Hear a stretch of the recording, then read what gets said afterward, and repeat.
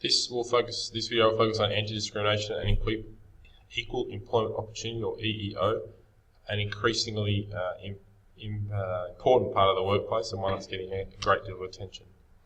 Employers and workers managing in human resources need to be familiar with the following legislation: Human Rights and Equal Employment and Equal Opportunity Commission Act, and the Act makes it unlawful to discriminate against people because of things such as race, colour, sex, religion, etc.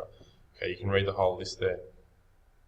Complaints made under the Human Rights and Equal Opportunity Act should be made to the Australian Human Rights Commission, so they are the peak body who looks after those laws. The important thing is that there is increasing focus on ensuring that workers are all treated fairly, and that there are, for any of those reasons, that workers are not being discriminated against. There's also the Affirmative Action or Equal Employment Opportunity for Women Act, and that Act is an affirmative action program in relation to a relevant employer. That means that a program designed to ensure that there is appropriate action taken to eliminate discrimination by the relevant employer against women in relation to employment matters, and that measures are taken by the relevant employer to promote equal opportunity for women in relation to employment matters. The Sex Discrimination Act is also important, although it's a 33-year-old act. It makes it unlawful to discriminate against a person because of their sex, gender identity, intersex status, etc. So there's, again, an increasing focus on equal employment opportunity and trying to ensure that workers are not being discriminated against because of gender in particular, but also other key areas. Here's a question from a previous HSC which we'll look at in class. In terms of anti-discrimination, what's discrimination? When a policy or a practice disadvantages a person or a group because of a personal characteristic that is irrelevant to the performance of the work. It includes harassment and vilification. To prevent this discrimination and avoid large fines, employers need to comply with the relevant legislation and audit all policies and practices to ensure they do not discriminate. The Australian Human Rights Commission hears any discrimination case in court.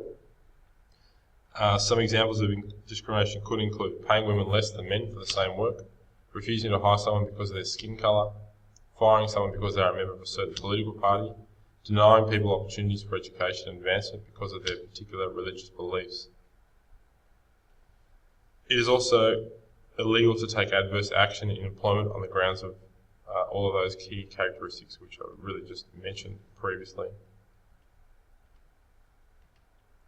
Businesses are increasingly putting in place strategies to eliminate discrimination, and they include things like committing to a workplace free from discrimination, writing and communicating policies to prevent discrimination, making sure all policies and procedures are clearly documented, training managers and staff in cultural diversity, appointing a grievance officer.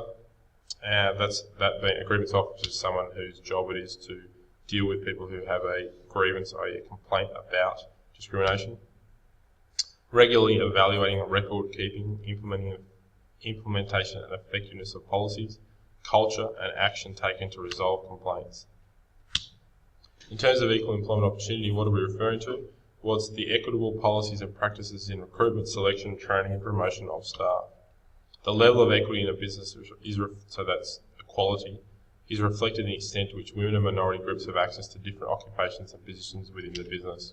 In some cases, it may require employers to implement affirmative action programs to help correct past discrimination. And these policies are normally aimed at disadvantaged groups such as women, Aboriginal and Torres Strait Islander people, people with disabilities and people of different religious groups.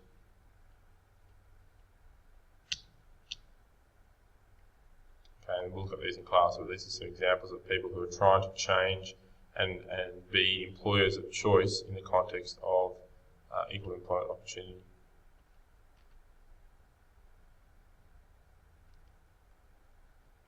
Okay, the next video will focus on some further influences starting with economic